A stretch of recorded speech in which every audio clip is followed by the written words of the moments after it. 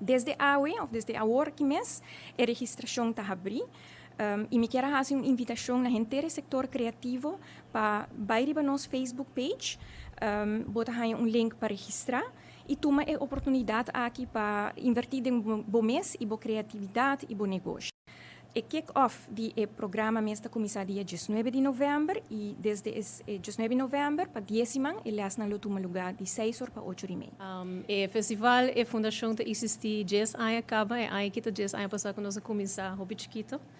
E dinge ayan ay no sari para in the praktijk com creative entrepreneurs na Aruba ta hobby viaja que da pegar caminho e na nota chega na por thrive, na nota sobreviver pero na nota crescer e na nota vira hobby successful. Tem orador com na nota tem skills nang necessário para run business na maneira prático, não tem habilidade criativa, não tem ideia nang super great, pero te queda pegar toch de parte prático. Dus ora comi a conversar com Nathaly aí passar over die nang ideia também de Creative Business Academy.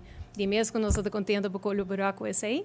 E nós também assistimos de forma prática com a pessoa na cada domain na training por vir durante nosso festival e pone lo que nós siña em da praktijk, dus começa practice alvast nas skills na que nós siña para be a good business person.